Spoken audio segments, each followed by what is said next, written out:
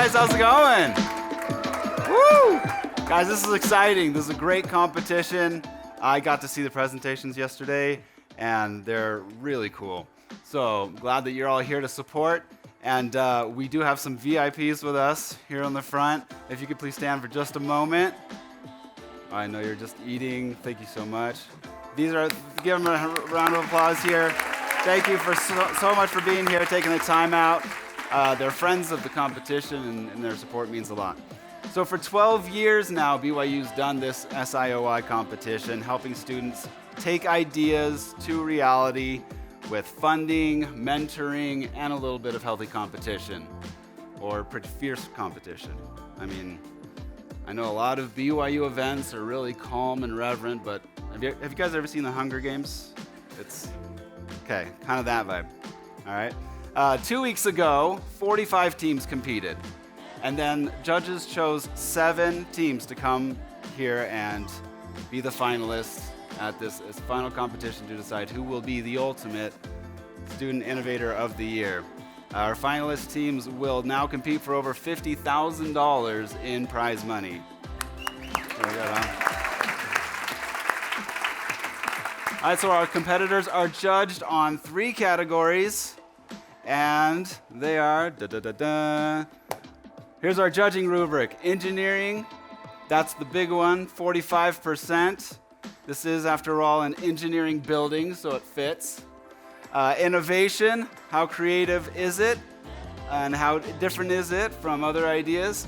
And then, of course, the impact. How much is it going to impact the world? And we have our judges, I'll introduce them in a moment. So all 7 of them will walk away with at least $4,000 just for making it this far. So congratulate them on making it this far. All right, and our third place wins a total of $8,000. The runner-up wins $10,000, and then the 2023 Student Innovator of the Year walks away with $12,000. So that's going to be exciting. And then you guys have a part in this as well. No matter who the judges pick, you guys are going to have a vote that's completely separate. That's going to be your audience favorite. So you guys will get to choose who gets to get a little bonus $2,000. So that'll be fun. Yeah. Yeah! Woo! I like that soul clap. Someone's really excited about this competition. That's what I'm talking about. I want to see that enthusiasm. Okay, so we're excited to introduce our final judges. Thank you so much for coming, judges. We have, so last year I had a little fun with the judges and compared them to the Avengers, right? So we had Captain America, Hulk, Iron Man, and such. This year it's even cooler. Since we have 5 judges, it'll be the 5 love languages, right? Okay, I mean, come on. What would you rather watch, Avengers or a movie about love languages? Yeah? Okay. We now have, what was that? 4 judges? The 4 love languages. All right, that's just fine too. We're flexible around here. So, judge number 1, Eric Ellis, is going to represent the love language of gifts. So he's a BYU Mechanical Engineering alum, Master's in Business Administration from Santa Clara University. I mean, who gives more gifts than Santa, right? Okay. He revitalized technology development and product engineering at L3 Communications, led a $1 billion unit for General Dynamics as the Senior Vice President and General Manager, and now he leverages his 25 years of experience to help companies grow and excel in the aerospace and defense marketplace. You could say he has a gift for turning chaos into value. Thank you. Thank you for coming. All right, our second judge is Mark Folkrod, who will represent acts of service. Graduated from Cal Poly with a degree in aerospace engineering. He worked for Boeing, McDonnell Douglas, and Flying Tiger, joined Avjet Corporation, expanding the company into full service aviation organization. Full service, right? I mean, come on, that's such a direct link there. He acquired Avjet, served as its CEO, and eventually sold divisions of it to General Dynamics. He is also a consultant for heads of state. He coordinated with President Bill Clinton on flight to North Korea to return two imprisoned American journalists. If that isn't an act of service, I don't know what it is. Thank you, Mark Fulton. Our next judge is Craig Paulin, representing Quality Time. He has a bachelor's in mechanical engineering here at BYU, an MBA from Yale, joined Specific Centered Metals as a marketing manager, became general manager, purchased the company, and became president, then built the company into a world leader in design and engineering solutions for automotive, power tool, and sporting goods industries. So he spent a lot of quality time with that company, right? Just moving on up, quality time, that's wonderful. He served as president of a $3 billion international trade organization and on advisory board for Yale School of Management. Currently serves on BYU's Engineering Executive Council. Thank you. Thank you for being here. Oh, now Chris is back. Chris Musso is back. He is our next judge. And we are back to the 5 love languages. It all works out in the end. All right. So Chris Musso is going to represent the love language, words of affirmation. So he's as a senior partner at McKinsey & Company and leads their global chemicals practice. He was former president of Polaris Industries Off-Road, a $4 billion business producing several 100,000 machines every year. Over 15 years of experience driving strategy and performance with CEOs across the chemical and EV spaces. Now he has a master's degree in material science, business administration, and technology policy, a doctorate in engineering systems, all from MIT, and of course a bachelor's degree in manufacturing engineering from here at BYU. With all of those degrees, I mean, he's read a lot of words. He just loves those words of affirmation. All right, thank you so much, Chris Musso, for being here. All right, great. And then our last judge is Brady Wolford, who of course will represent the last of the love languages, physical touch. Brady Wolford is a senior R&D engineer, spent the last 10 years developing innovative medical devices. Okay, this is not a stretch at all. Medical doctors heal the physical body, physical touch, direct link, easy. Okay, he has successfully taken a number of products from initial development to launch, providing millions of dollars in revenue for those companies. Is a lead inventor on 5 issued patents with 7 more patents pending. Bachelor's and doctorate in mechanical engineering at BYU, authored many technical journals, and is an adjunct professor at BYU. All right, thank you so much, judges. We are so excited to have you here.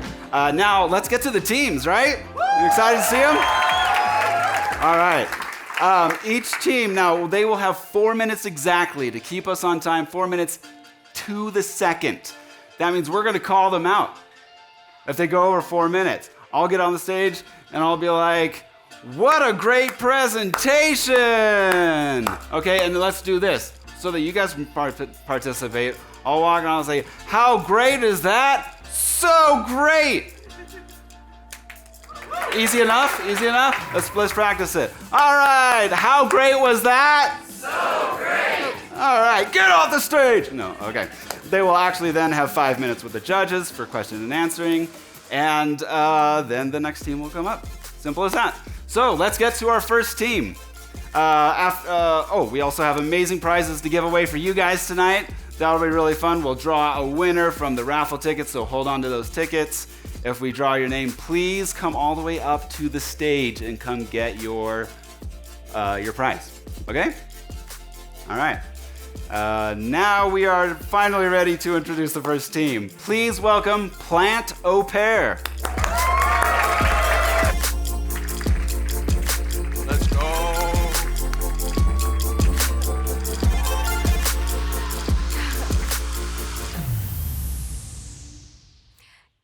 Good afternoon, everyone. I'm Alyssa. And I'm Spencer. And we're from Plant Au Pair, the Smart Plant Monitor. One houseplant dies every second in the United States. The problem is that our plants are crying out for help, and plant owners, or better said, plant parents, just can't understand them. We interviewed and heard from thousands of plant parents and learned that 32% of them worry about their plants at least once a day. They said that existing solutions are unreliable. So capacitance-based soil moisture probes are inconsistent and inaccurate. If you want accurate, you need to get ugly, commercial-grade sensors costing over $300. There are also generic plant apps that will send you scheduled notifications reminding you to water your plant, but nothing more, leaving plant parents depressed and frustrated. Until now, we here at Pronto Work have engineered a unique and comprehensive suite of solutions to promote healthier living for both plants and plant parents by giving plants a voice. Here's our most recent prototype in action. When the light is on, your plant is telling you it's thirsty. It's crying out for help. When the light begins to blink, it's telling you it's getting full. And finally, when the light turns off, your plant has told you it's had enough.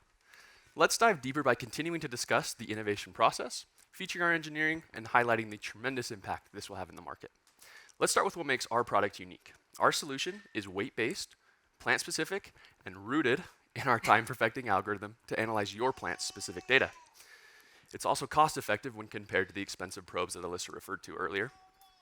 And we know it's important to develop a relationship with our plants. It's why we become plant parents in the first place. You guys have already seen the LED light notifications, but we've also developed an app to nurture that relationship. Our user-friendly app really helps plant parents and guides them step by step to calibrate their plant with their device. During this setup or birthing process, plant parents can name their plant, select its species, and take a quiz to assign their plant a personality, which will influence how their plant will interact with them. There are a variety of personalities available, ranging from sweet pea to pothead and everything in between. So let's walk through our engineering process. On the hardware side, our first prototype was a capacitance-based soil moisture probe. We quickly learned that these are inconsistent and inaccurate. So we started consulting with horticulture specialists, and with their help, engineered an algorithm based off of weight and plant species in order to keep track of plant health. We programmed microcontrollers, load cells, and LED lights for our prototype hardware. We also came up with multiple designs for the housing. On the software side, we continued with app development and created our custom database. We also wanted to test our solution throughout development and incorporated feedback from plant parents across the country. We partnered with the BYU greenhouse to gather data and add more plant species to our platform. Plant parents beta tested our product, and we visited trade shows and nurseries to gather feedback and make improvements to our product. This is the future for plants and their parents. The size of the industry is huge. In 2021, the indoor plant market was valued at $17.93 billion, and there are well over 50 million plant parents in the US. Plant parenting also accelerated since the COVID pandemic. It's a bloom that isn't slowing down. The entire gardening industry was growing at a rate of 4% every year before COVID, and after COVID, that rate almost doubled to 7%. And what's really exciting is that there are actually 4 potential revenue streams here. First is selling directly to consumers. 91% of plant parents we've spoken with say that they are excited to purchase our solution, and we currently have a wait list. There's also a significant opportunity for a B2B play when considering offices, hotels, resorts. Then there's ad revenue, and finally, a premium subscription model with advanced features.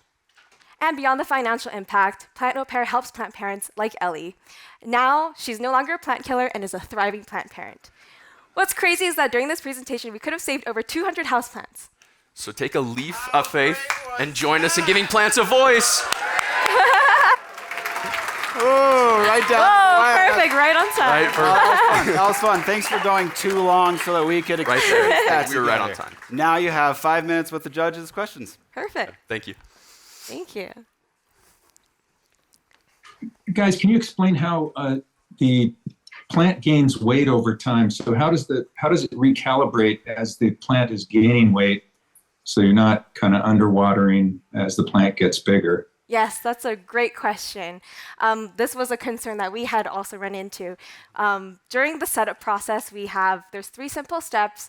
We have you repot the plant, and then put it on the device, and then water it, and then put it on the device again. It's actually, after consulting with those horticulture specialists, it's really healthy for the plants to get repotted periodically. That obviously depends on the plant species as well as how young the plant is. Younger plants usually grow faster than if they're fully mature. And so in inside the app, we've incorporated a system in which we tell the plant parents, like, hey, maybe it's the plant's birthday, it needs to get repotted, and then we'll repot the plant, and from there we can recalibrate the weight to incorporate that weight gain as they are growing. Thank you. So I have a question. Yes. With respect to neglectful plant parents, is this a battery powered device or is it plugged in? Does the app help them with remembering to keep this device charged or to change the batteries? What's the power solution there? So right now it's plugged in. We are trying to move to either a battery powered or possibly even like solar powered if we can get there. And we have the app itself is to send notifications of when to water and just to let you know, hey, your plant's asking for help as of right now. Okay, great. Yeah, thank you. I have a question for you. Yes. You looked at the plant based on water. Was there any analysis done from a photo sensor to analyze leaf health or anything other than the water level? Right now, we are using weight to calibrate and to really track that plant health. As we mentioned earlier, there's like the capacitance-based soil moisture probes. Like those, you just like stick in the soil, and then it tells you how much percentage water there is. We found that those are inaccurate. Depends where you put them, and depends on how accurate that device is. But when we went to these nurseries, we asked them, like, how do you know when to water your plant? And they literally said, oh, I just pick it up and I hold it, and then I know. And so we wanted to really quantify that. But answering your question with the photo sensors, I do know that there is a BYU professor here in the mechanical engineering department, and he specializes in kind of like, he told us about this device that it's like a clip and it attaches to like the leaf, and they're able to measure plant health that way. For us, currently, we're really trying to nail down that algorithm with weight and in conjunction with the watering. I hope that answers your Great, question. thank you. Yeah, thank you. A quick question on your base. What limitations exist on the base that you selected, and maybe why did you choose the size of the base that you're going for right now? Yeah, so we consulted with hundreds of plant parents. We spent months talking with them about what materials they wanted to use, the size, the shape, everything like that. Honestly, it came down to preference from plant parents, and also it works as a scale, right? So we just needed to have those 4 points in the bottom. But the design itself was totally chosen by plant parents that we talked to. Yeah, and with that data, we found that the average house plant that these plant parents have, like the pot, the diameter is about 6 inches. And so we have two different sizes right now. We have an 8-inch diameter device as well as a 12-inch diameter device. We've also gotten a lot of feedback on, what if I don't want it to have that wooden top, or if I want it to be like different designs? Like that is something that we're also like looking into. Like maybe we can stick on like a white marble finish instead of the wood to have that incorporate more with the interior design of your house. More customizable, right? Sure, yes. Got it, thanks. I love the idea. One question I had, how much will it cost? Great question. And how do you envision the pricing for this subscription? Yeah, so right now, our willingness to pay data suggests that we have a price point around $80, and our prototyping costs right now are about $20 per unit. We've talked with manufacturing engineers and designers. We think we can get that price point manufacturing cost down to under $10 and possibly even around the $5 range. So you're looking at profit margin of 75% to 90%, depending. Awesome. Thank you, guys. Thank you. Thank you so much. Thank you. All right, that was amazing. Guys, we have something for you. Oh, let's do a giveaway. All right, we got Climate. Who doesn't love a hammock? So this is Climate Hammock. It was started by former BYU students, successfully launched several outdoor gear products, and it's still going strong today. So let's find a ticket, get them out, get them ready. Okay. We have 7, 2, 8, 1, 3, 6. All right, come on up. Come on up. Come grab it. Nice. I love the enthusiasm. Congratulations. Thank you so much. Go ahead to the side and we'll have you sign some official giveaway paperwork. It's not a trick. It's okay. All right, guys. So let's welcome our second team, TradeVIEW by Bespoke.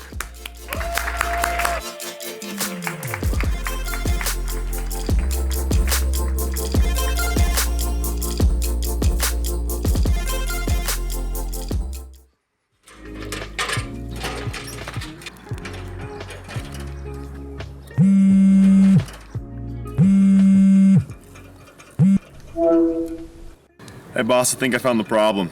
Here, let me see. Shoot, give me a second.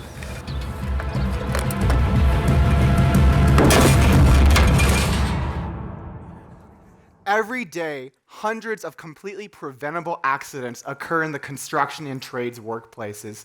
FaceTime is not a safe solution, and that's why we're here.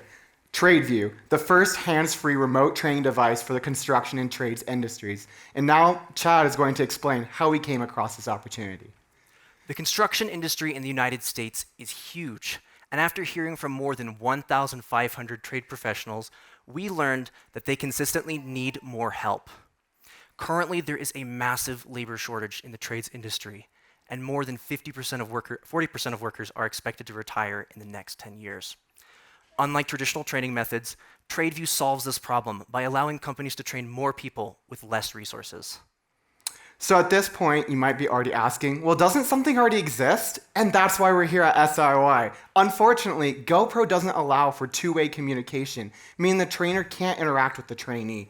FaceTime, as we saw, is not hands-free, nor does it record.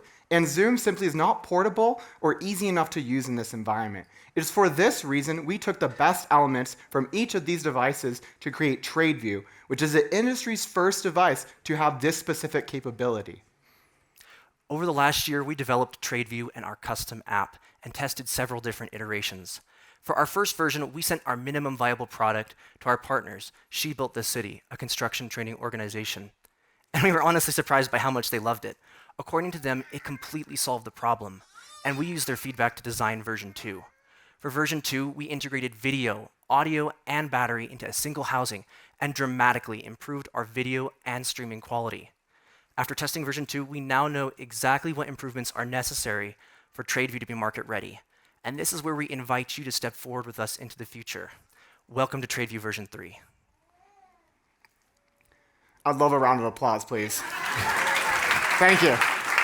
So not only does this look amazing, but we are business people, and we made a plan on how to get to the market to your doorstep by December of 2023. First, we have set out to create a custom PCB that's not only smaller, but more powerful than ever. Second, we're going to use Amazon Web Services for faster streaming. We're going to use cloud recording and scalability. Third, just like those power tools, we're going to have those interchangeable batteries for ease of use in the work site. And last but not least, we're going to redesign our app experience that Chad has lovingly created for us by an actual professional so it'll be easier to use. Not that Chad can't write an app, but we're definitely going to have it a lot better before we give it to you. After we make these changes, not only are y'all going to be excited, but so will our partners at She Built the City and a few others. In fact, we've already had a few companies approach us about using this in their own field as the technology begins to mature. Some of these include names you may have already heard, including OSHA, Boeing, and Lockton Insurance. Not only do we see TradeVIEW coming to the market by end of 2023, but we also see the future differently. And let's go ahead and take a look at that first video.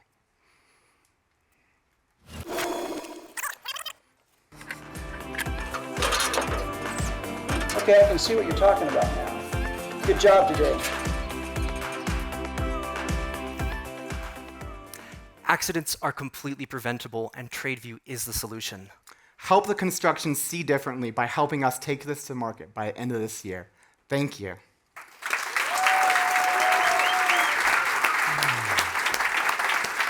Well played. Well played. All right.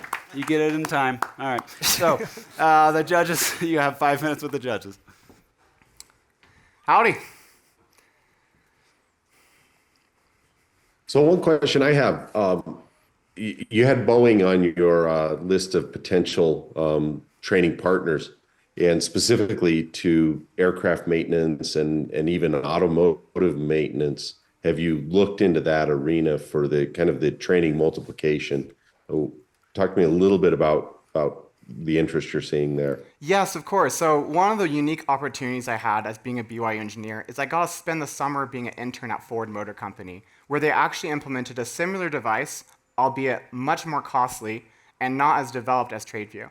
The reason that we believe we have a competitive advantage in this space is because we've really specialized in training construction workers. However, as we've come across the maturity of this product, it's been very clear, as you've asked, that it is easily transferable with a few form factor differences to these other industries. Did I fully answer your question there?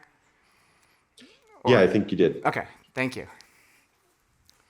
Can you give us an idea of about how much this weighs? I hate wearing a hard hat to start with, and adding 4 pounds on the bill of it, it seems like it'd be a constant headache. How does that work? Okay. With our current version, I'd say, how much did you say? It was like pound, half a pound?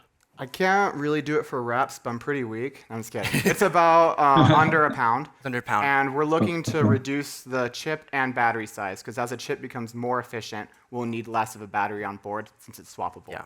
This version that we currently have is off-the-shelf components. We have a lot of very unnecessary parts that we plan to remove in the next chip. So it'll be considerably smaller and lighter. But yeah, I would say under like 300 grams.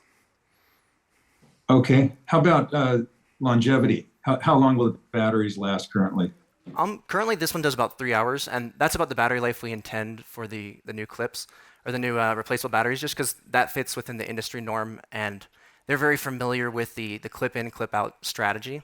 So that'll be very adaptable for them. And in short, we don't see TradeVIEW as constantly streaming the entire workday. We see it as once you have a problem, you start that call, and you're connected. And so if the problem is taking more than 3 hours, you probably might need somebody that has in-person assistance, and the tool might be overstepping its boundaries. So that's why we aim for that kind of sweet spot of only about 3 hours. Can you talk to me about the business model, guys? We'd be more than happy how to do you show you a anticipate? slide. Sorry, go ahead, finish your question, my bad. No, I'd like to understand how you actually will do the service. Is it through Zoom? Is it through FaceTime? And then will you provide the service on the back end, or would that be someone's manager? Okay, we can answer that. Giving the advice and the training. Yeah. As for the back end, we're planning on using Amazon Web Services to take care of streaming. We're using Amazon Kinesis. So that will have about 0 latency, and that also allows for web recording. It's very scalable. As for training, as of right now, it's our intent for it to be more of an internal tool. So at first, as they have a trainer, they'll have one trainer that can reach out to all of their different individuals. So it allows you don't have to have as many industry professionals to train as many people at that point. Yeah, I'm not sure if you can see our presentation, but the third version is our most streamlined one yet. And because we're porting everything to Amazon Web Services, they have the professional scalability to ensure that our code isn't going to crash unexpectedly.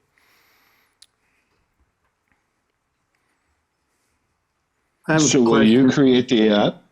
Will you create the app, or is it an app that will be known? Currently, we do intend to create the app, and also, I mean, like with the app specifically, it's really easy to interface with WebRTC and Amazon Kinesis, so we don't have any qualms about making the app ourselves, and it also allows us to make a better user experience for our individual partners. Of course, in the future, we're also then able to make more custom applications for people. And of course, that will come with premiums, but that allows us to break into more markets. So yeah, we have a user experience slide that kind of outlines the 3 main players. And so we have the backend that's going to be handled through Amazon. The physical device itself should streamline the process to starting a call, but you can adjust some settings through the app on your end. Most of the app functionality is going to be catered towards those who are actually training. We intend to have a zoom in feature where on the middle of a call, if you see something with a wide angle lens, you'll be able to zoom in on the zoom lens and see it without having them awkwardly position their head to get to where you want to see. 20 seconds on the clock. I just have one quick question. Any impact with multiple users at a work site? Can the system be overloaded? So, I mean, as much as it depends on Amazon servers, but we trust them. They've done a pretty good job so far, so we believe that shouldn't be a problem. They are the industry standard, and we hope they'll hold it up. Awesome. Thanks, guys. Thank you. All right. Thank this team one more time. Woo.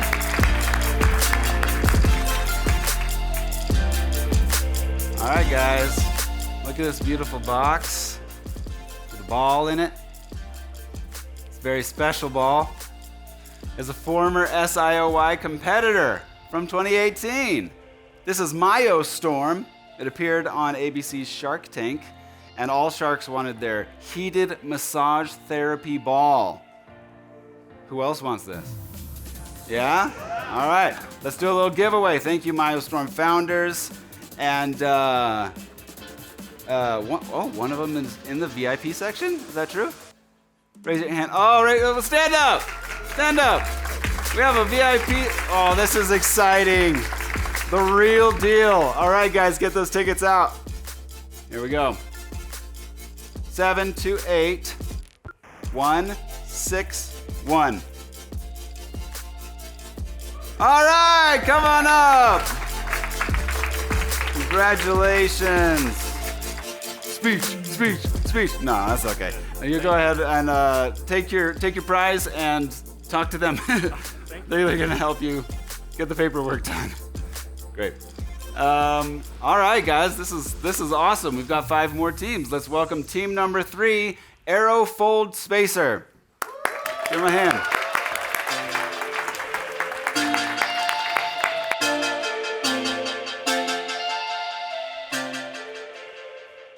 Hello, I'm Matt Peterson. And I'm Brian Hall. One morning on the way to work, I had a severe asthma attack, and at the time, I didn't have my medication. Struggling to breathe and doing my best not to panic, I started heading home. But on the way there, I realized I wouldn't make it. I called my friend Matt and had him bring me my inhaler, which I took 4 or 5 times, and though it stabilized my lungs, they still burned for the next couple hours. And all I could think about was, man, I really wish I'd had my spacer. This is an inhaler. This is an asthma spacer. Used by itself, an inhaler delivers a puff of medicine which mostly gets caught in your mouth and throat. Even with perfect technique, which is really hard to do, only 20% of it will make it down into your lungs. Now, if you use a spacer, the puff of medicine first has a chance to slow down inside of the spacer's chamber, which then can be fully inhaled into your lungs, quadrupling your dose of medicine and giving you the proper amount. Unfortunately, though, most people don't use these life-saving devices. On average, they're about the size of a large water bottle, and someone with asthma needs to take this with them everywhere.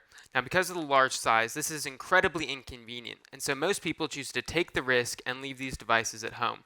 Now, this choice has disastrous consequences. In the United States, 1/4 of the emergency room visits are caused by asthma, and there are also over 4,000 deaths every year, and nearly all of those are preventable. You might ask, if size is such an issue, do they have collapsible ones? Not really. Currently, the best product on the market for this is still too large for customers to carry. That's why our product is a collapsible asthma spacer that can actually fit inside of your pocket. Now, we started off with a rough CAD model that we took to our customers who just loved it. We then showed this to Dr. Gordon at the Provo Asthma Clinic. He said it would really help out his patients, but then he asked us, "What are you guys doing about the static problem?" And we smiled and said, "What static problem?" Turns out no one's ever done this before because silicone and similar materials, although they aren't conductive, can still develop a static charge when they're in contact with other objects. A static charge inside of a spacer could lead to up to half of the medicine getting trapped on its interior walls, and that would just kill our idea. So we turned to the microelectronics and explosive industries for inspiration, industries in which minimizing static is already incredibly important, and as analyzing their techniques, we were able to develop a proprietary way to make a device out of silicone that was both safe for medical use and had anti-static properties. However, our problems didn't end there. When we went to actually cast our initial design, we found that it was impossible to produce. And so we had to completely overhaul it, changing it from being a single-bodied model to multiple parts that we would cast separately and then combine later in the production process. These are some of our prototypes for both adults and children going into our testing phase. Now, one of the most important things we had to show in testing was that the performance of our device was equivalent to that of a current FDA-approved spacer. And we found that with a 99.9% confidence level, that there was no difference between the performance of our device and one currently approved for market. Our current product has a few additional changes. For example, it unscrews in the center, and both halves can be placed in the dishwasher for easy cleaning. We got feedback from 74 households across the United States, and we found that our initial target market should be the 3.5 million children with really severe asthma in the US. These kids already have to carry a spacer with them everywhere they go. Our customers gave us an average willingness to pay value of $30. That's significant. A standard spacer is actually free at the pharmacy. 86% of our respondents gave us their email and asked to be told as soon as our product is available. We want to reduce the thousands of unnecessary deaths and hospitalizations that happen every year because of asthma by putting one of our devices into every asthmatic's pocket. Thank you.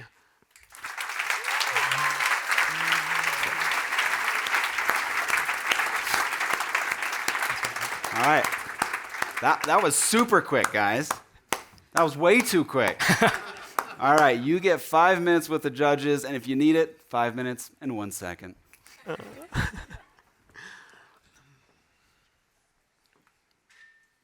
Great presentation.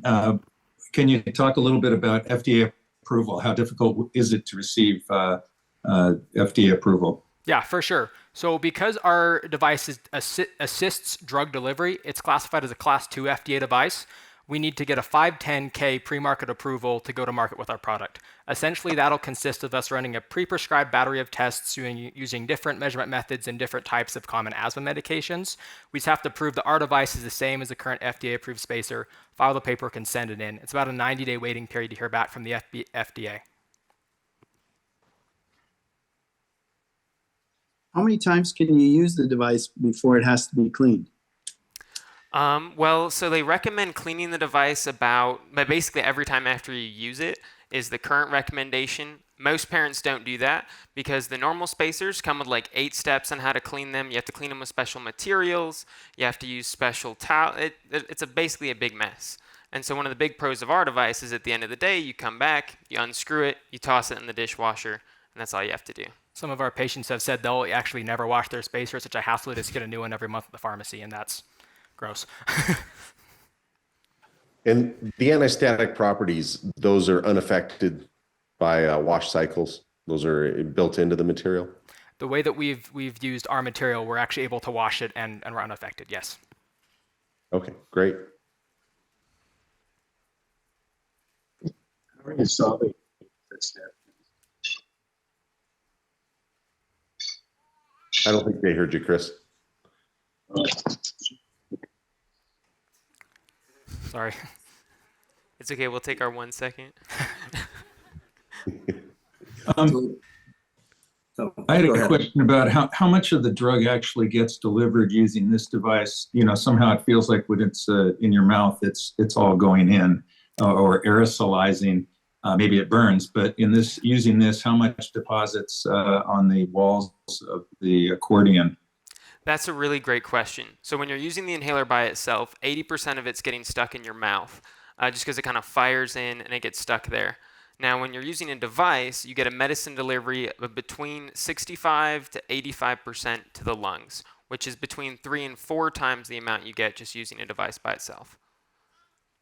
And that's what the current FDA spacers get, and we're exactly on mark with that with our tests. So what do you envision as the channel for selling this? Would it be through doctor's offices, through a pharmacy like Walgreens? Great question. So initially, we're going to first go to doctors and let them know it's there. They can tell their patients. The one doctor we've worked with so far said he would love to recommend it to his patients. He said basically needs to do same as a current spacer. It needs to still work, FDA approval, and it needs to do something better. Our design, as we present it to him, he thought it'd be fantastic, and he'd tell him to use it every single time. So we want to go initially direct to consumer, using doctors as our ambassadors, essentially. We also do want to explore distributors and also possibly B2B models, but we're starting off direct to consumer and using doctors to recommend our product. Great. Up to this point, what's kind of been your biggest technical challenge that you've had to work through? Oh my gosh, definitely the silicone problem. Anti-static. We spent hours and hours and hours of time doing material research, looking at different curing processes, and just exploring what would work, because what's currently on the market kind of has one of 2 problems. It's either toxic, which you can't use a medical device, or like over time it loses its properties, especially if it gets heated up. Yeah. So that's kind of like that dishwasher issue, or if you ever clean it. So basically, the anti-static materials they'll use in explosives and microelectronics industries can't go through some of the manufacturing processes that we need to make it medically safe. They'll lose their anti-static properties. So we had to find a way to incorporate the same end result by using different materials to get a different effect. About 45 seconds. Great.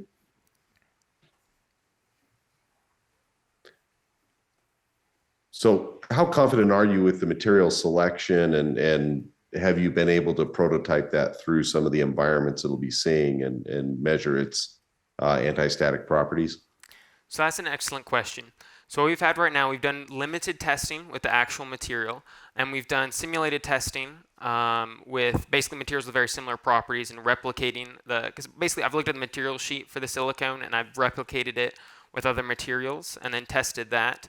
And then kind of our next step is we're working with the manufacturer right now, and we're doing a limited production run shortly. That's kind of our goal in the next month, 2 months. And we'll be doing advanced testing with the full product with raw material. All right. I said 5 minutes and 1 second, not 5 minutes and 2 seconds. That's good. Thank you guys so much. Give them a hand. Thanks so much. All right, guys. Okay, so we have our third giveaway for you guys. It's a box. Yeah, that's what I'm talking about. People love a good cardboard box. Now, though it may not be very obvious, you can see right here, it says phone soap. You guys heard of this one? This was also a previous SIOY competitor. A really cool product that keeps your devices clean. And it's with several other products on the market at phonesoap.com. They have also appeared on Shark Tank, Fox News, The Today Show, and QVC, to name a few. So let's draw a ticket. All right, 7, 2, 7, 6, 5, 6. Going once. Oh, you're gonna lose it. Okay, all right, moving on to the next one. Another chance. Okay, 7, 2, 8, 2, 3, 6. Oh, come on, people. You're too generous, you're too kind, you want it to give away to someone else. I get it, okay. 7, 2, 8, 1, 5, 9. There she is. Oh, I see a hand in the back. All right, come on up and grab it. Woo! All right, we have a winner. Lucky number 3. Let her through. She's the VIP for the next 10 seconds. All right. Hey, congratulations. Go ahead and go over there to have them help you out. All right, guys. Wow. All right. We are almost halfway through. So let's introduce Team 4, Cinnamon. Give them a hand.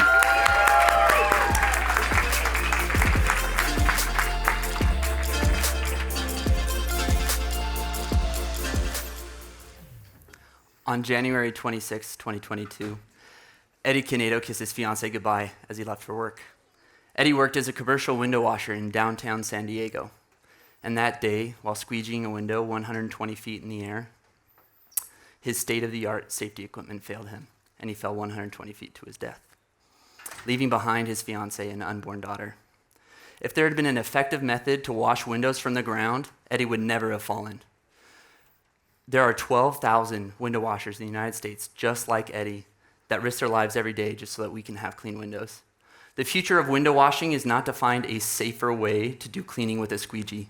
Instead, the future is to find a way to take people off the side of tall buildings and allow them to operate safely from the ground. We are Cinnamon, and we aim to change the way you see the world. So how will we do that? How are we going to take people off the side of tall buildings and put them safely on the ground? With a drone. Our team has developed a drone that washes windows. With our drone, not only is the pilot safer, but he can wash buildings quicker, cheaper, and cleaner than any method currently available on the market. We can wash buildings quicker because we don't have to worry about setting up safety equipment, a process that can take hours out of a wash time. We can wash buildings cheaper because we can do it 5 to 6 times faster than traditional window washing crews for similar material costs. And we can wash buildings cleaner because we can deliver 1 to 2 more washes for the same price, keeping buildings cleaner year-round. So if drones can wash buildings quicker, cheaper, cleaner, and safer, why hasn't anybody done it before? And what innovations set our product apart from others that are currently on the market? What you see in this video is the culmination of over 15 iterations, 20 plus flight tests, and 2 full-scale prototypes. We have developed a drone that washes windows the same way a touchless car wash washes cars. It sprays a soap solution on the window and then rinses it off with pure water. Other drones have failed because they try to touch and scrub the windows. Other drones have also failed because they rely on battery power. This means you have to land every 10 to 15 minutes to swap out batteries. While this current prototype flies on battery power, we have engineered a system that uses military surveillance technology to be able to fly for more than 8 hours, dramatically improving wash times. So what's next? In the future, our drone will incorporate computer vision and other safety features that will allow us to sell this as a product to other commercial window washers. Today, however, this prototype can wash the windows of a 3 to 4 story building. We can sell this service to property managers today. So how well does it work? Well, as you can see in this before and after, what we have now works well to take the dirt and the grime off windows. It's still under development, but what we have now is working well. With Cinnamon, a pilot can wash buildings quicker, cheaper, and cleaner than any method currently available on the market, all while staying safely on the ground. The 12,000 window washers in the United States operate in a $1.9 billion industry. If with our quicker and cheaper method, we could capture just 10% of that market through direct service and product sales and leases, we can make $190 million a year. And more importantly, with that 10%, we can allow 1,200 window washers to operate safely from the ground. The current cost to wash a window for a building manager is about $385 a window. We can charge $257 a window, which will save our customers $1.28 a window, which corresponds to 50% more washes than what they currently get for the same exact price, all while maintaining a 55% profit margin. Drone washing is indisputably the future of window cleaning, and people like Eddie will be safer in the future. Cinnamon is going to deliver that safer and cleaner future. Thank you.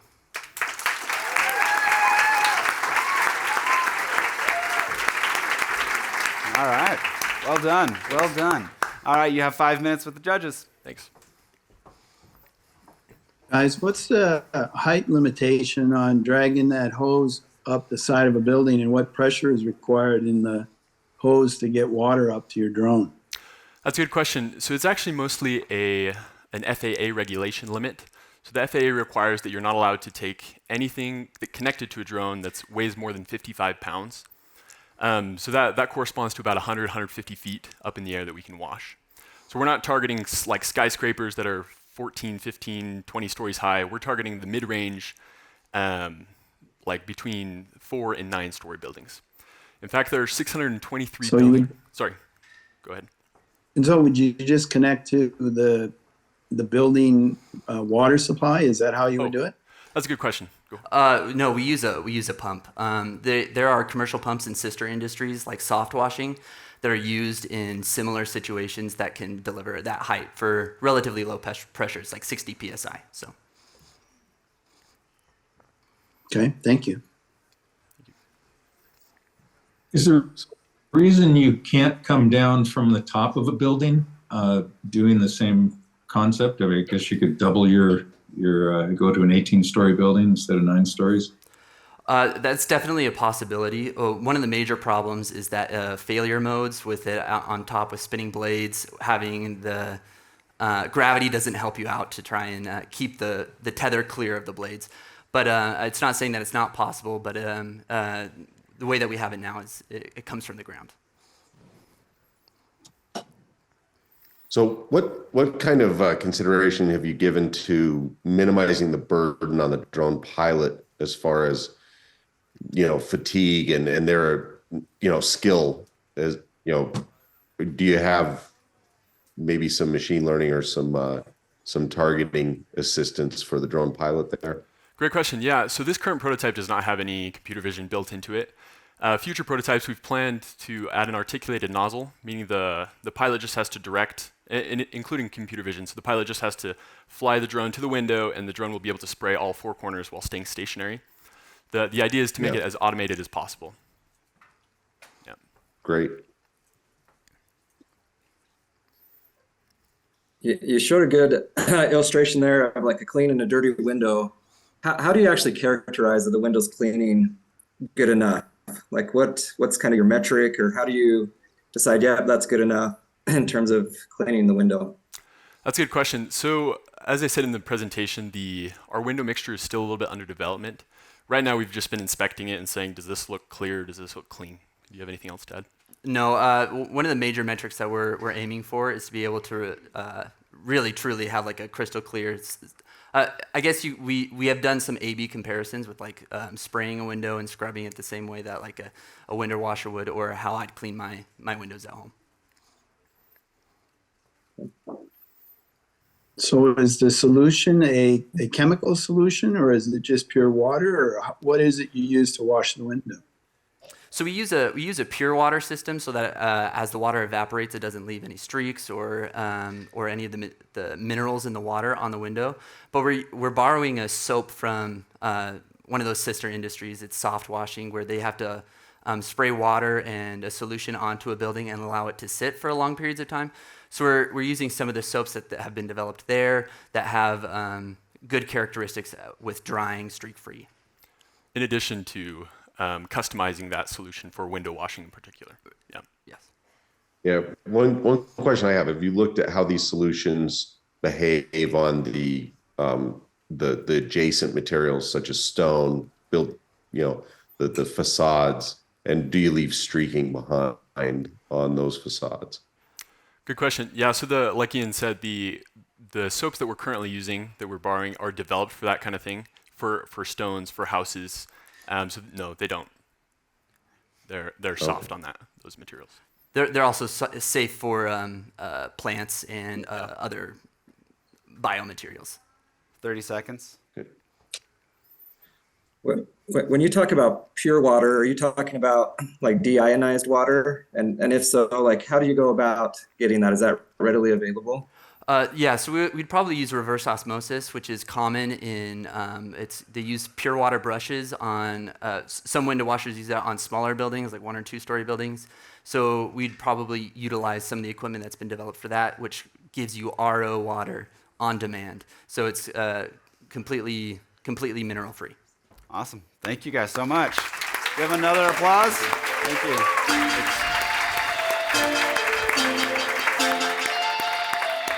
All right, guys. Look at this beauty. Woo-hoo-hoo-hoo-hoo. It's big. It's big and exciting. Does this need any introduction? I don't think so. All right. It's a Lego rocket. What else would you want? Okay, here we go. Got your tickets up? We have 728205. If you won, say it out loud. Oh, you got one? Oh, all right. Woohoo! Yeah, come on up here. Congratulations. You're gonna build it? No? Okay, great. That's what I'm here for, asking dumb questions. All right, so introducing Team 5. Please give a hand to Mindsmith AI-powered learning.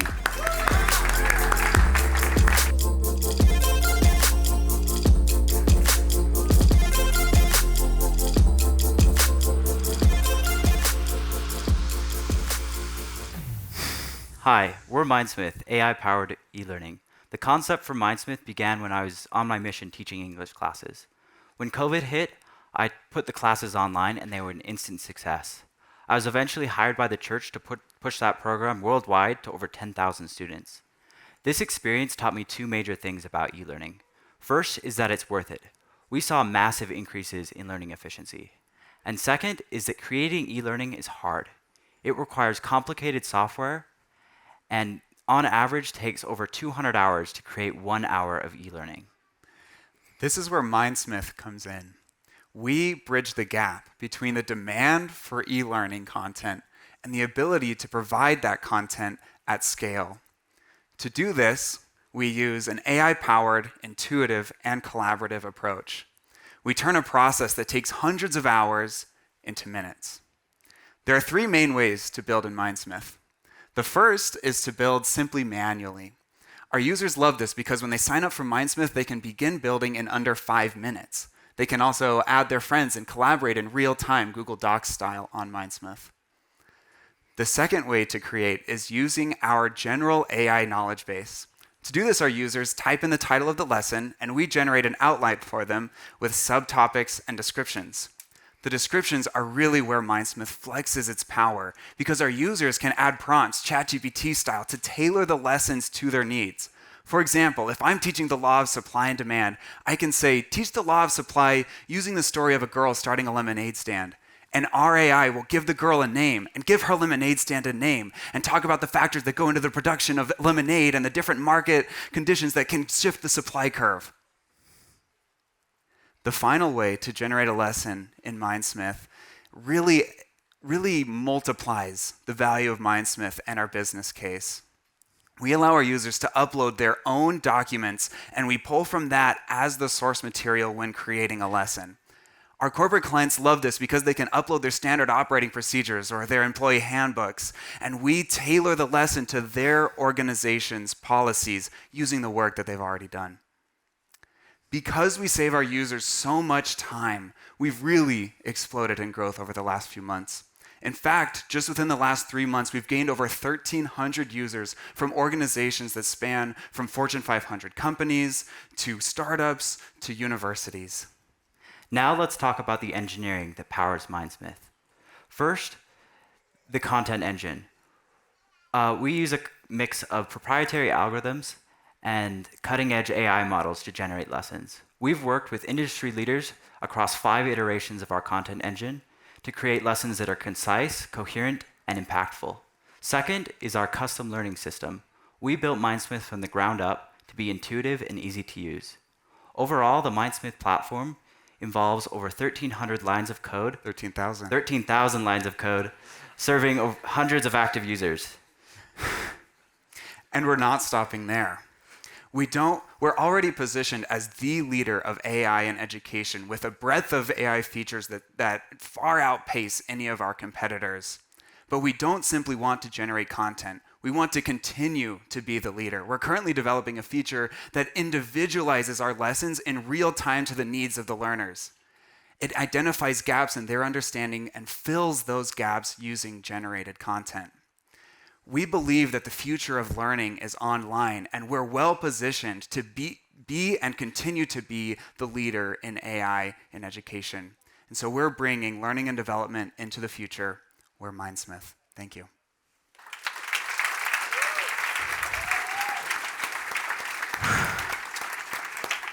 All right, now you have 5 minutes with the judges. Okay.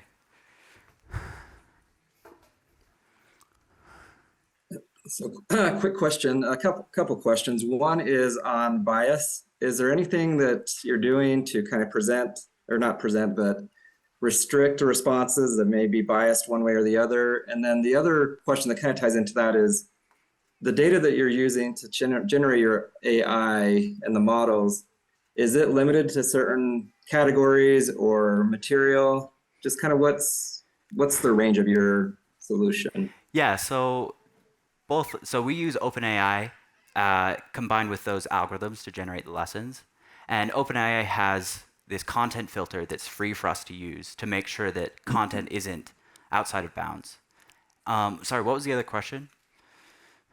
Just what is the range of content that can be used? Like, is it certain subjects or is it pretty much open to? Oh yeah, so OpenAI has been trained on more than 10% of the internet, so it has a very wide breadth of knowledge, and then we use the algorithms to harness that into finished lessons. I'll also add on the issue of bias. The document uploader really solves that problem because our users can add their own source material. So whatever work they've already done to produce content, we simply use that as sort of the main source material of the AI. We also frame our product as a tool to be used not as an end of, like full lesson that you can ship as soon as it's done. We encourage our users to go through the lesson and make sure that it fits their own needs and doesn't have like unnecessary biases. Where do you see the early adopters using your product? I saw Auburn University there. Yeah. How are they using it? Yeah, Auburn uses us to train their faculty. So they're instructional designers for their faculty training. University of San Francisco, on the other hand, uses us to teach their students. So we have both. We also are closing some corporate deals. So we're really pushing our L&D right now. We have deals with Marsh & McLellan. We just recently started a pilot program with them, a team that trains over 88,000 of their employees. One of our other companies is Concentrix. You saw in their Homebound, they are a startup out of Denver. And so many of our larger organizations will incorporate us into their learning management system. So we integrate with any LMS that already exists. And then our smaller partners like startups in Denver or like a Crumble Cookie franchise, we also have analytics features within our platform itself. So they can track their learners just using us as their learning system.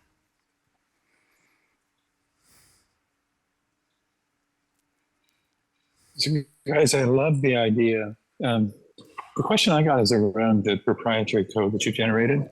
What is it doing? Is it mostly structuring the learning and structuring the lessons? Yeah, so first is with the document uploader, we have some kind of vector analysis that we do on the documents to allow us to provide concise context for the AI models. And then it's actually 5 different phases and different prompts that we've engineered. So essentially, we boil the task of generating a lesson into 10 or so different tasks for the AI to do. That's part of the content engine that we were talking about is these different levels and phases of generation. So it sounds like you're selling to universities and big corporations. Is there an application that is an ordinary consumer can buy, the parent that can use it to teach their homebound student's child? Is that possible? And what would they get? Do they get a link? Do they get a book? Or what is it you provide? Yeah, so I actually taught myself discrete math with it. I missed a lecture and I typed in the topic and I learned some discrete math. So it's pretty helpful for that. We have homeschoolers that use us. So yeah, so there are various ways to share a lesson on Mindsmith. So you can share via link, via QR code, text message, or email. And so our homeschoolers, they could just share a link, or they could also, use text message or email to kind of track their learners. But yeah, it's funny. We've had 2 or 3 homeschooling people come up to us and be like, this is perfect for me. Or K through 12 people who, similar to Zach, if I have a student that misses a single lecture, I can just say generate a lesson on the first 2 chapters of the Crucible and the implications of its symbolism, and they have a lesson bespoke to that student's needs. We're not selling to K through 12 as much. Oh. How great was that? Thank you. So great, guys. It's okay. It's okay. If the judges have any more questions, they can just download the app and ask it about itself. All right. So let's do another giveaway. Ooh, look at this. This is HS Series, HS 110D, FB3. Oh, it doesn't watch Windows.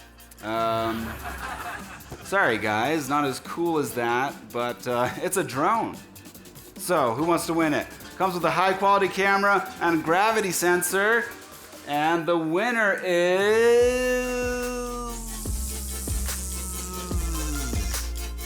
a person holding this ticket number, 727640. Yell it out. I can't hear you. If you won, yell at me. I won't be offended. Going once? All right, you guys have another chance. Another chance to win a drone. A very dry drone. Okay, 727646. Oh, what do we got? Oh, there we go. All right, I think I see someone coming up. There she's coming through the back, making her grand entrance. There, all right, woohoo! Come on up. How do you feel? Great, okay. Go ahead and they'll help you out over there. All right, sweet. Thank you guys. We have 2 more teams. Some really exciting stuff coming up. So, our second to last team is called Broless, a humane solution to chick culling. Please welcome them on.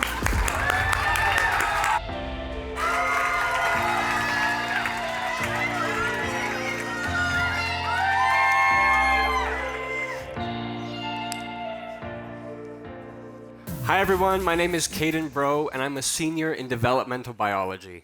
And I'm Philip Morrison, and I'm a senior studying genetics and biotechnology. And we are very excited to present to you our solution to agriculture's biggest inefficiency.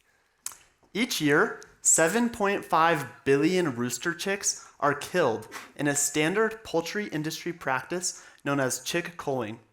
Since the roosters of the egg-laying breed aren't profitable, hatcheries end up eliminating half of their inventory before their product even hits the shelf. Can you imagine for a second if each year Chevrolet took 50% of their brand new Corvettes and just drove them straight to a junkyard? Except in this case, these baby chicks are being drowned, burned, or ground up in industrial-sized blenders. However, because this practice is so inhumane, there has been a lot of pressure for hatcheries to end chick culling. France and a few other countries have already criminalized this practice, and the European Union is making chick culling illegal here in a few short months, starting on January 1st, 2024, and requiring hatcheries to adopt and implement safe and sustainable solutions, which they're eagerly ready to adopt due to the financial burden that this legislation poses.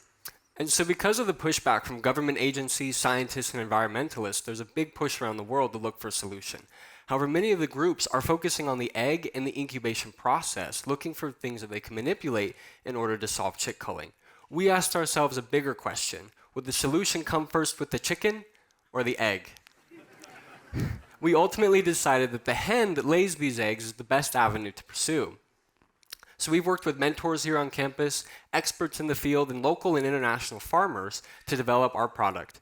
Over the last 18 months, we've gone through 12 iterations, and at each stage, we've incorporated feedback that makes our solution more scalable, more affordable, and easier to be implemented in almost every farm across the world. We're very excited about Broless, which is a gene silencing treatment given to hens that prevents the development of her rooster chicks, meaning that these chickens will only hatch hens. We have used a class of proteins to open, implant, and reseal a pause button into the genetic material that will be inherited only by her roosters, meaning that they will pause shortly after conception. Their development will be paused and stopped, whereas her hen offspring will develop completely normal except for the fact that they don't have brothers and are thus bro-less. Bro-less is superior to every other technique that's being pursued right now because our technique, unlike the others, is non-toxic, prevents GMOs from reaching the food supply, relies on the machines, software, and processes already installed in almost every farm, meaning that this streamlined process stays streamlined.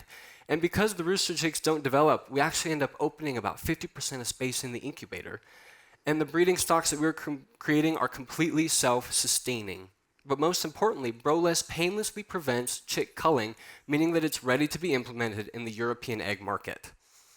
This $110 billion industry continues to spend $9 billion just to kill and throw away half of their product. However, through the implementation of our method, not only will we be able to end this cruel and inhumane practice, but we will be able to eliminate that $9 billion cost and increase the efficiency of hatcheries worldwide, reinforcing the importance of safe and sustainable agriculture, and hopefully lower the price of eggs here at our local Smiths and Costco. Thank you for your time. Thank you.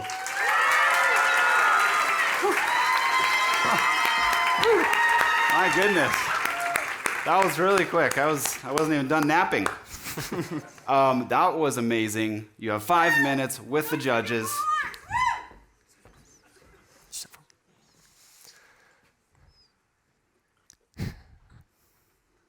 You went a little bit fast over the gene implanting that allows this culling to automatically take place. How exactly is that done? And you said you went through 12 iterations of the process. Maybe you can talk a little bit more about that. Yeah, I'd love to. We have actually an extra slide prepared that I'd like to jump to. So as you can see, a hen, unlike humans, hens are the sex differentiating parent, meaning that if they inherit a pink chromosome, it will become a hen offspring, and if it inherits a blue chromosome, it will become a rooster offspring. And so as you can see, the Broless insert ends up being in the material that is only inherited by the rooster. And so we've tested several different pause buttons and several different mechanisms to put that pause button into this, but that genetic data is only being inherited by her male offspring. So is it an injection, or how's it get into the hen? So what we do in the lab is or is it bred into the hen? Yeah, so in the lab, we create the first hen. We can use the cells that will give rise to the hen itself, and we make a mutation when it's still in the first single stage, and that is where we put the cell in, or this data in, and then the hen will grow up and be able to pass that on to only her sons. But it doesn't affect her own development. So would farmers then buy hens from you? What's the model? Yes. So the farmers are initially going to buy a breeding stock, as well as be a part of a licensing agreement that allows them to self-sustain those breeding stocks each year. And they'll just pay a licensing fee each year to have access to those breeding stocks. Because it's a common industry practice to have multiple families of breeds on hatcheries. And so this just implements another family and doesn't add any other machines or software or change any internal processes. And do you have a hen right now that only has girls? Yeah, so the hens take a very long, several months to develop, and we're in the process of establishing our own breeding stock. However, in the meantime, we've been verifying the technique using cell cultures and other organisms that behave identically to rooster chicks at this stage in development, and the results that we're seeing are exactly what we would expect and are very, very encouraging. So when do you expect to have your first, call it a prototype hen? Well, yeah, as you guys know in science, everything should work on paper, and it takes about 5 times longer. If everything works, we're about 9 months away from having a prototype after these 3 generations would grow up, and we would have an established one, an established breeding stock. However, given science her due, it would probably be a little bit longer than that. We're hoping to have enough ready to work with the European government starting next year. Okay. And how are you defending your technology? With a patent or? Yeah, so we have a patent on the creation of the Bro-less gene, the insertion and the maintenance and the creation of this breeding stock. But then also, this is our proposed mechanism of you have a Bro-less family and then the other families on the farm. And this diagram of maintaining the breeding stock and mating it outside, would be protected by our patents. Okay.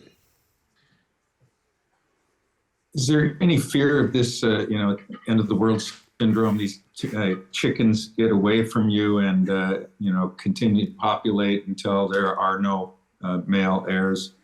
Yeah. Great question. And it's a wonderful question. But as you can see in the Bro-less family, when a Bro-less hen mates with a Bro-less rooster, you get both types of offspring. And in any other family, when you mate hen and rooster, you still get both. However, when you're like the US and you have to produce 300 million eggs a year annually, to get those eggs to all be hens, we're suggesting this cross right here of the Bro-less hen with an outside group rooster. Thank you. Is there any concern with genetically modified, them considering these hens and therefore their eggs to be genetically modified? So, as far as a GMO, anti-GMO? Yeah, so there is a little bit of concern. The Bro-less would be considered a GMO. However, she's several stages away from the food supply. But as you can see from the mating, the Bro-less gene pauses the development, and that egg will actually be pulled out of the food supply. And so the mutation works itself out of any line that could end up on a dinner table. Okay. 30 seconds.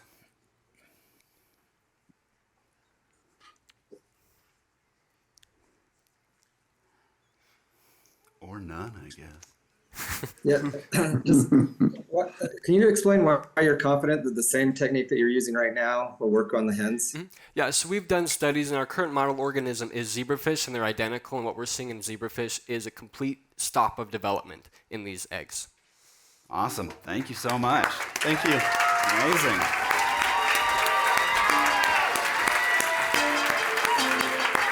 Woo.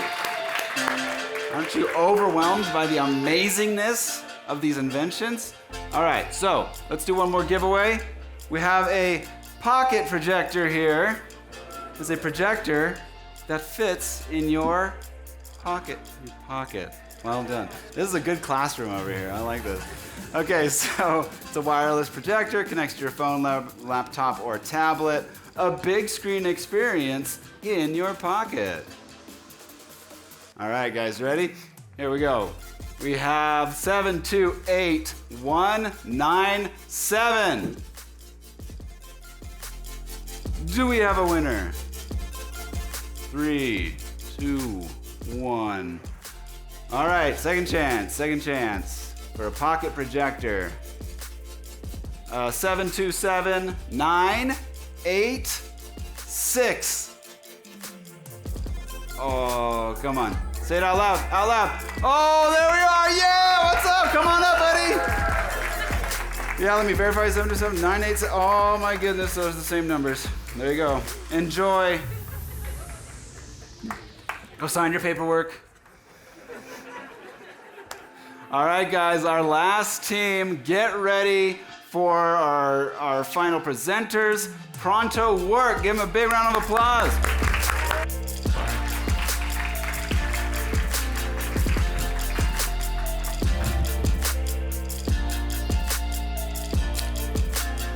We are Pronto, a digital marketplace for flexible restaurant staffing. This is Chad. He owns Fat Daddy's Pizzeria in Provo, but every day he faces a massive problem. He's understaffed. Workers quit, call in sick, or simply don't show up. This cuts deeply into his revenue. He said he would pay top dollar for literally any worker he can find. This problem isn't unique to Chad. In fact, 83% of US restaurants are understaffed. This constant churn in staffing costs restaurants an average of $150,000 per year, making staffing the #1 problem in the restaurant industry. On the flip side, we have millions of people seeking flexible work. This is Jack, a BYU student. He can't work a part-time job because of his crazy schedule, but he often has random free time to work additional gigs to make ends meet. There are many people like him. In fact, the US gig economy is growing 17% per year. So our team built Pronto. Pronto meets all these needs through a marketplace that connects understaffed restaurants with flexible workers for single-day shifts. This on-demand staffing platform allows restaurants to post shifts that workers can then browse, select, and fill to make additional money and help restaurants. Payments are processed automatically at the end of each shift and go directly from restaurants to workers, with Pronto receiving a small fee. For our first prototype, we connected restaurants with workers manually using spreadsheets, texts, and emails. And we tested this with 3 restaurants and 31 workers, and were able to fill 13 shifts. Users loved our manual service, but wanted a more automated platform that included instant job posting and notifications. So we included those in our next prototype, which was an online job board that operated semi-automatically. We tested this with an additional 2 restaurants and 5 workers to fill 5 more shifts. Users loved our platform and wanted even more. So we've now built, in our current version, a fully automated web app using Next.js, TypeScript, Go, and Postgres. This version now includes automated payments, shift selection, shift templates, and a clock-in, clock-out function. So far, in total, we've collected feedback from over 100 restaurants and filled 50 shifts through 5 restaurants and 50 workers to create over $4,000 of transaction value. The current features we're building are a worker rating system, background checks, and occupational accident insurance. Other competitors have proven that this marketplace for staffing already works. They've reached valuations over $500 million in warehouse and manufacturing staffing. However, these apps and other temp agencies don't yet solve the restaurant's problem. Only one other competitor, Quick, attempts to do so. However, Quick's platform doesn't adequately filter workers, leaving restaurants with unskilled workers. Pronto solves this problem. We ensure that all of our workers are experienced through a tiered rating system, a stricter vetting process, and the ability for restaurants to select specific workers. Our vetting process validates worker experience through an onboarding interview, a work experience survey, a food handler's permit check, and background checks. With the total addressable market coming to $1.2 trillion and the food and beverage industry in the US short around 1 million workers, Pronto can drastically impact this market. Pronto can reduce the staffing shortage for restaurants, provide flexible job opportunities for us, and enhance the restaurant experience for all of us. We are Pronto, and we are revolutionizing how restaurants work. Thank you. Man, right on the money. You guys got this down. Well done, competitor. All right, you have 5 minutes with our judges. Okay, great. I'd love to invite one of my teammates, Cameron, to help answer some of the more technical questions. Perfect. Nice, nice job. Can you talk a little bit about what you've done with the platform to help scale, both on the software side and then as you're trying to bring in new businesses, new restaurants?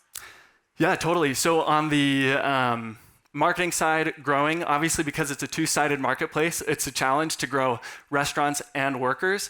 We're looking to build out a sales team and a marketing team to help us really narrow in on specific locations as we scale.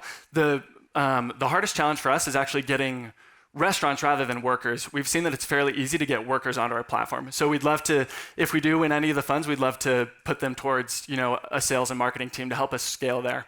And on the software side, Cameron? We've tried to build this software with expansion and scalability in mind. And so we've decided to use cloud services such as Railway, Vercel, AWS that are known in the industry for scaling to huge company sizes. So we feel like we are ready when that time comes. So how do you vet the workers? Or is there somebody that interviews them, or how do you determine their ability to work in a restaurant? I mean, have they past experience? Are you interviewing them, or is there a questionnaire? How do you do that? Yeah, that's a great question. I'd love to refer back to one of my slides if we can get that up here on the screen. But yeah, our vetting process, we've seen that really what restaurants need is to be able to distinguish between high quality workers and workers that don't know. So what we've implemented, not sure if you can see this, looks like you can, but an onboarding interview that's sort of a pass-fail interview is required. And so far, we have our team just does that manually. We'd love to expand and grow out our team so that we can have a section of a team focused on the vetting process. Then we also collect work experience so that restaurants can see the amount of experience that specific workers have so that they can feel confident that this worker can do the jobs that they need in their store. And then we also are planning to implement background checks as well. Does that answer your question? So on an expanding basis, that sounds pretty labor intensive. You have to have a team that's able to interview everybody. Isn't that correct? Yep, totally. And so as we scale, we anticipate that our biggest cost will be, labor costs for us. Yeah, we're planning on that. We've seen that with other marketplaces, such as Uber, Lyft, Instacart, they do similar processes. And so we're confident that it can be done. Thank you. Yeah. So I have a two-part question here. First, your revenue model, how are you getting your revenue? And then second is insurability and how are your workers insured while they're on the job? Great question. Yeah, our revenue model right now, so we're using Stripe to integrate payments. And so payments are processed automatically, go directly from the restaurant to the worker, and simultaneously we collect a marketplace fee that comes out to around 25%, which is pretty competitive given that temp agencies usually charge somewhere around 50%. So restaurants are actually fairly happy to hear that there's a better option. We also don't charge any fee if they want to hire one of our workers. We see that as part of a benefit that we offer to help them with their staffing shortage problems.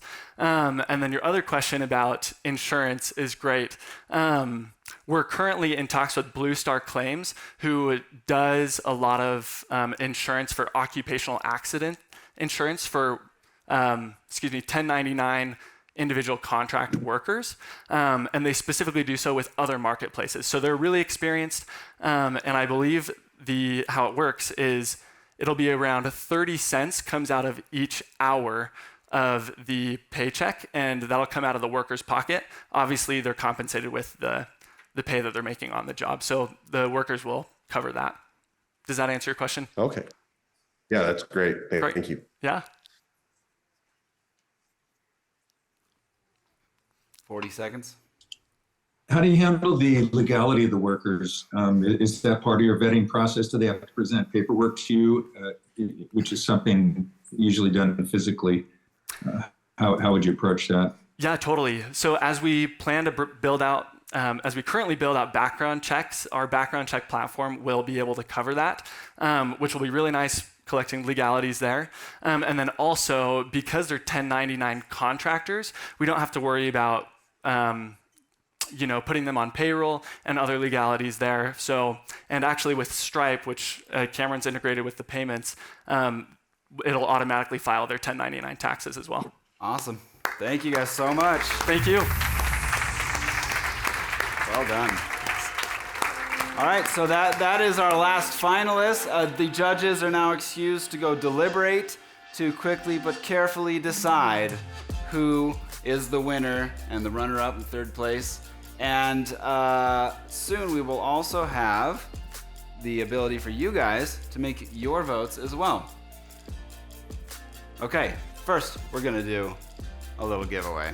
I mean, that's what we're here for. Doing some giveaways. I know a couple of you are here for that.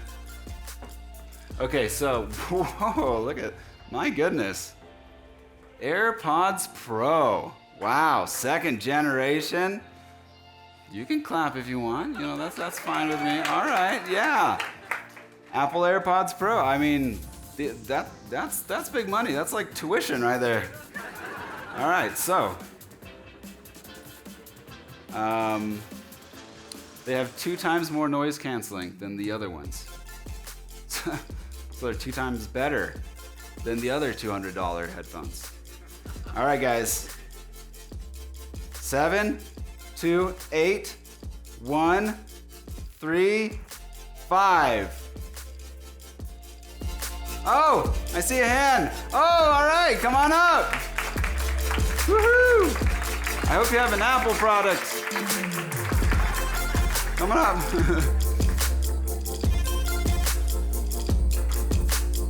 All right, congratulations on your prize. Enjoy. They'll help you over there, the paperwork and all that. Oh, that was exciting. All right, so we got a couple of things to do while the judges deliberate, a lot to go over, a lot to think about.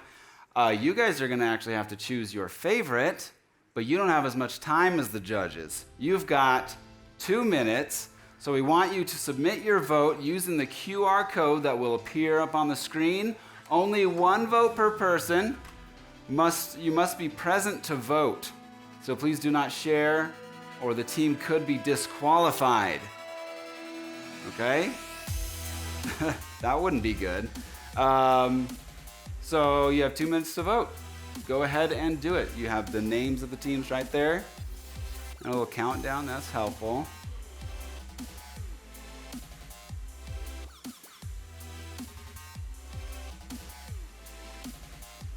Yeah, I'm just gonna be quiet and not bother you guys while you vote.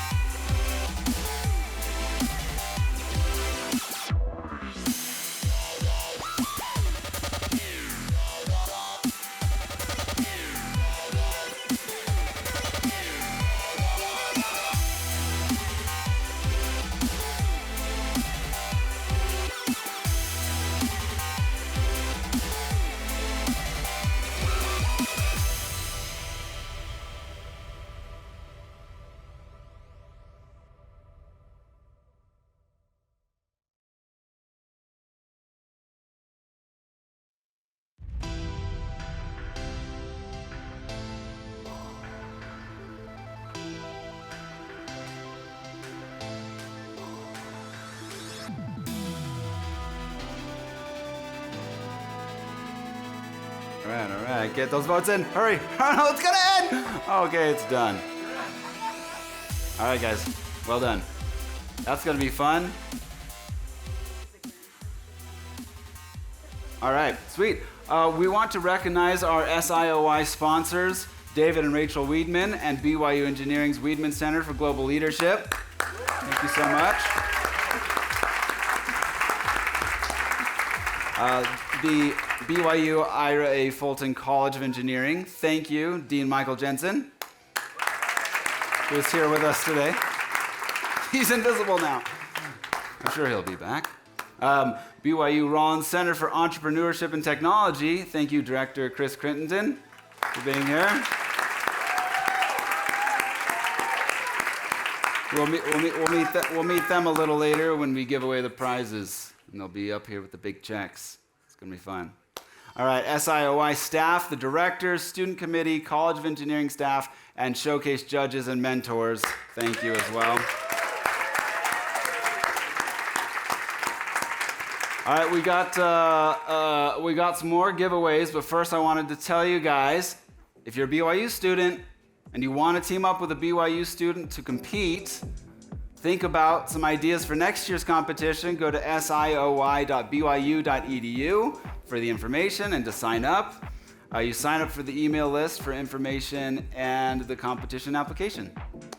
SIOY.byu.edu. Just a bunch of acronyms. Okay? All right. Great. So let's do some prize giveaways. All right, guys. What do we have here? Inflatable solar light. Whatever that means. It's a light. It's solar, and it's inflatable. Oh, I'm gonna show this to the camera. 2 of them. Oh, we get 2, guys. So if you don't win the first one, do not fret. The inflatable solar light that you've always wanted still might be in your hands soon. Is there a camera? Or no? It's right here. So, all right, for those of you who want to power this by the sun, but you just want like a tiny little bit more light while you're in the sun, we're gonna give this to you right now. All right. I'm sure it has a battery. I know how these things work. Okay, I'm just trying to be funny. Oh, guys. 727-991. Oh, right here! Come on up. All right, are you excited for your solar light? So excited. Good, all right, thank you so much for participating and supporting our competitors. We have another one coming, guys. Don't you fret. All right. 727-658. Wow, that was a lot of build-up for nothing. Okay, all right. Oh my goodness. I know a few of you were panicking that you weren't gonna get it. Here we go. Oh my goodness. That was definitely my fault. All right. 727-648. Good, great. I like it. I like the tension. It's building. This is great. I'm just gonna bring this with me. I don't know why I have to keep going over there. All right, so we got 728-005. 7. Wait, did someone? No? Okay. 727-616. You better yell real loud because I'm going to just burn through these. 728-243. What? Oh, we got a winner! Woohoo! All right. That's amazing. Maybe if I had the solar light on, I could see who was coming better. It's a light. Helps you see. All right, there you go. Congratulations. Thank you very much. All right, what else do we got here? Oh. Sorry, that was my bad again. All right, guys. These are what we call bottles. Ooh, there we are. Oh, look at that. Look at that. Can you focus in on the lettering? Oh, they're getting in there. Oh, it says BYU Engineering, Ira A, Fulton College of Engineering. You will remember this moment, this wonderful, magical moment we had together forever as you drink your water. That is what you can do with this. Now what you do is you open this, you twist it, and you put it inside. Any drink that you want to drink. Like think of any drink. You put it inside, and what's cool is that when you put the lid on, it keeps it in. But then you're like, wait, I don't want it in there, I want it in my mouth. So you open this, and look at that. It's a hole. And all of you engineers know that liquids can go through holes. All right, so let's give these away. Okay, get excited. Double wall insulated, maybe. 728204. Yeah, that's what I'm talking about. Yelling out loud. Woo! Come on up. Come get your bottle. Oh yeah. Oh, no worries. You're athletic. You're gonna need lots of water. You got it. All right, buddy. Woo! All right, now for our second bottle. Here it comes. Coming. 727643. Oh, there it is in the back. All right. Great. Could you hurry up? I'm just kidding. You're doing great. All right. Woo! He did it. He won the bottle. All right, use it. Don't use it all in one place. Okay. All right, great. I'm scared. Okay. Great. There are also two of these. It's a piece of wood. Not just that. Do we have? Oh, here we are. Yes. Oh, it's shiny. And look at this. It's a toolbox. Oh, here we have from 7 millimeters to 10 millimeters and 3 sizes of Allen wrench. This little handy guy can adapt to all those. All right, so first person to win our toolbox, I already forgot what it was. A toolbox, 728201. Oh, you got something? Guys, you want to have better luck, go way back. The further away you are, the more likely you are to win. Oh, nice, perfect. Thank you, sir. Where'd that guy come from? All right, so this is another one, but it's safely in a box, so you know it hasn't been tampered with. Sorry. Okay. Next one. Sorry. Static electricity problem. Am I right? It's not even a silicone inhaler thing. Okay. Here we go. 728270.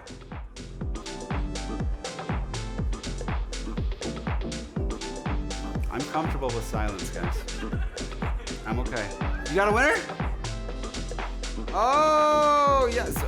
What did I tell you? Way in the back. That's where you gotta be. If you're up here being a good little participator, you know, you came here early, well, you know, nice guys finish last, I guess. Here you go. Congratulations. All right, see ya. That was fun. Oh wait, go over there and they're gonna do some paperwork so that, you know, you're okay to take it. Okay, now this one, we want to thank our VIPs, not just with words, but with a special giveaway, okay? Yes, that does mean it's over for you guys, I'm sorry. Okay, so this is really cool. It's the BYU College of Engineering building. Guys, Look at that. You can build this little building inside the building where you learn about building buildings. That is amazing. Okay. All right, here we go. Our VIPs. Garth Black. Not to be confused. Oh, he left? Oh, man, that's what he gets for not being supportive. Just kidding. Sorry, Garth. You could probably find one of these. Nope, there's only 2 in the world. Okay. Richard Gee. Or G? Richard Gee? I'm here for Richard Gee. You're here for Richard Gee? Yeah. Let's not let him get away with that, huh? All right. Why do I feel worse that it's the VIPs? We're all equal here. Jonathan DePerry. DePerry? DePerry? Where is everybody? Where'd everybody go? DePerry. I'm just James Perry. He's DePerry. Sorry. Just kidding. Sean Houston. Oh, there he is. Come on up. All right, Sean. Thank you so much for being supportive, for being here with us. And we've got one more. Okay?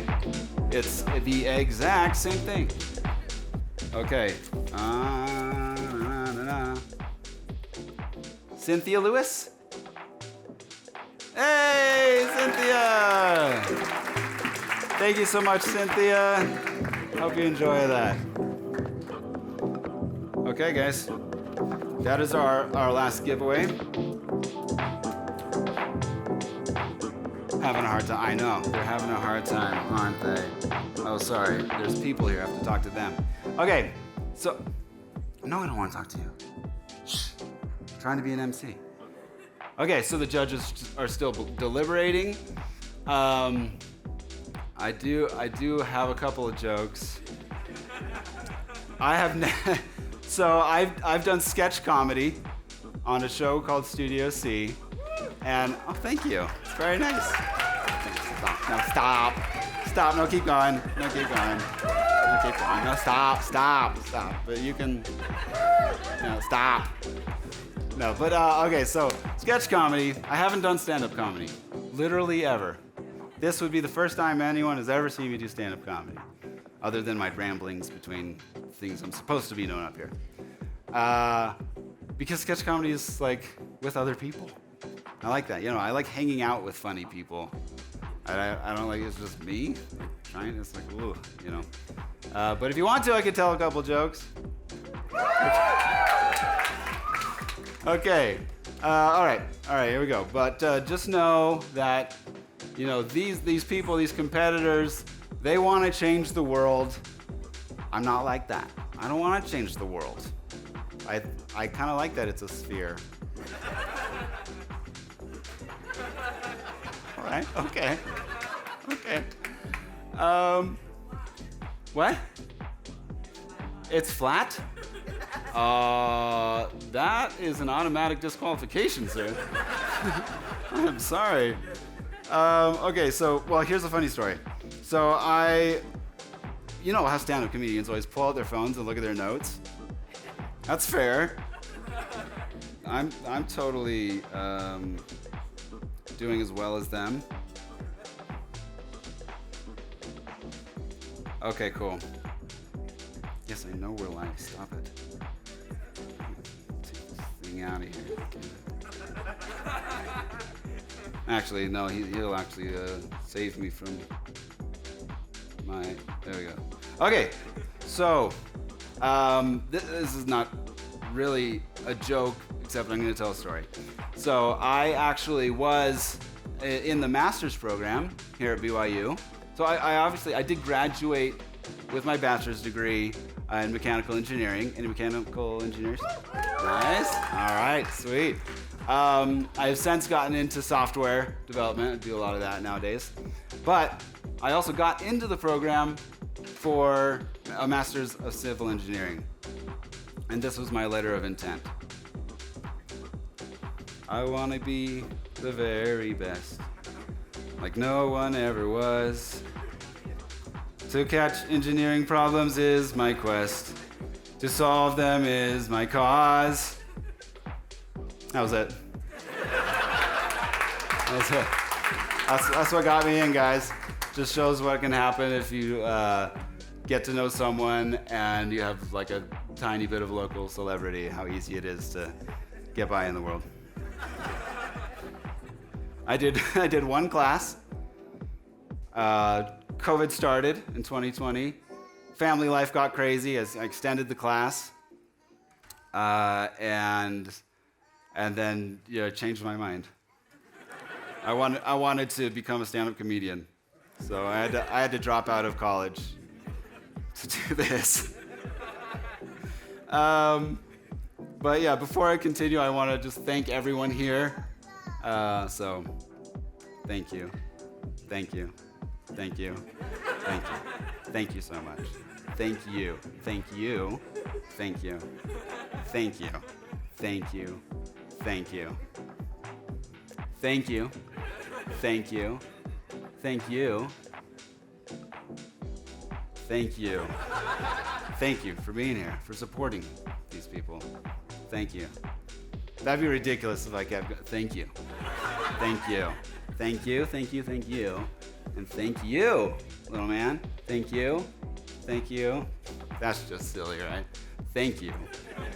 Thank you. Thank you. Thank you.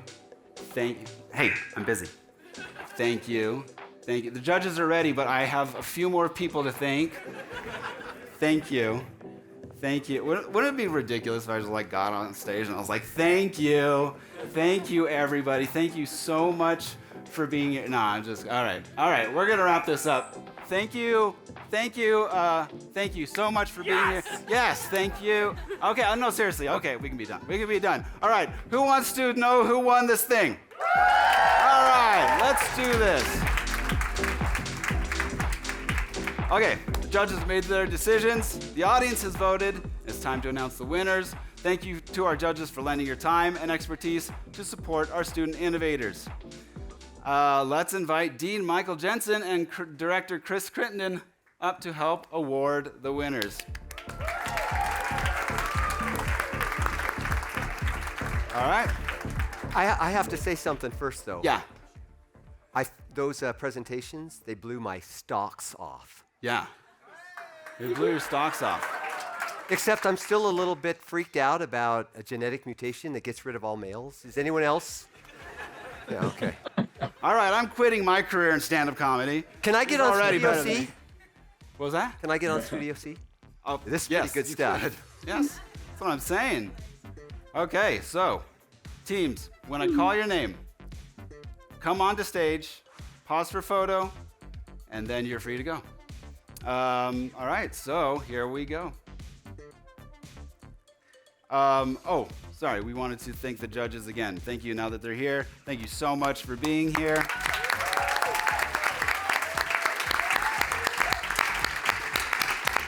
It's been incredible to have them really come here, take time away from their busy schedules, very busy schedules, and to make sure that these guys are supported. All right, so if we are ready, we are going to announce the audience vote to start off.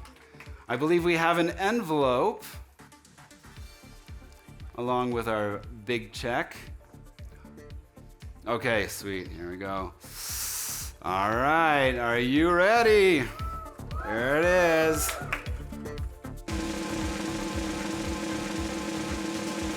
Audience favorite is AeroFold Spacer.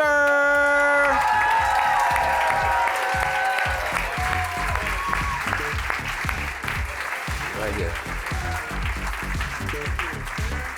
You guys got it?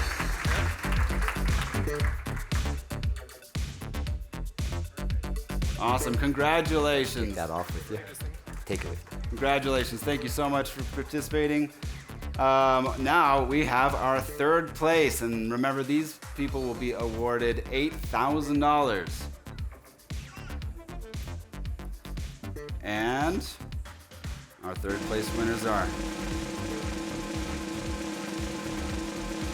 Oh, you're not gonna believe this, guys. Come back on up here because it's AeroFold Spacer! Woo!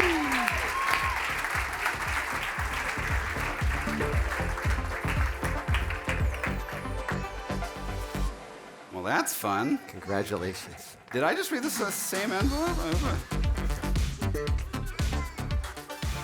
All right, second place is... Come back on up here, guys! No, just kidding. Okay. All right, so our runner-up, our second place, if our audience is ready. Here we go.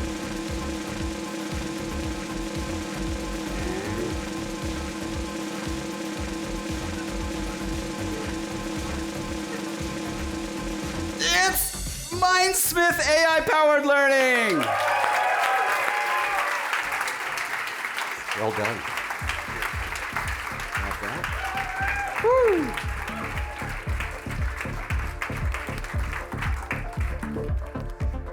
Congrats. All right, guys. Woo, here it is. This is the final, the 2023 Student Innovator of the Year, winning $12,000. Can I get a drum roll, please?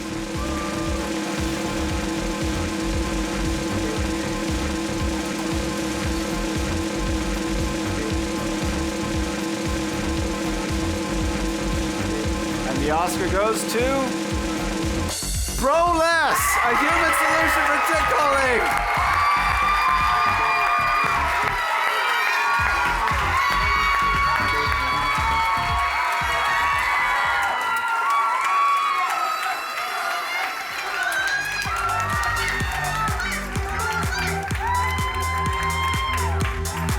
Thank you so much to all of our sponsors. Thank you, judges. Thank you to all our SIOY participants who competed. And we'll see you all next year.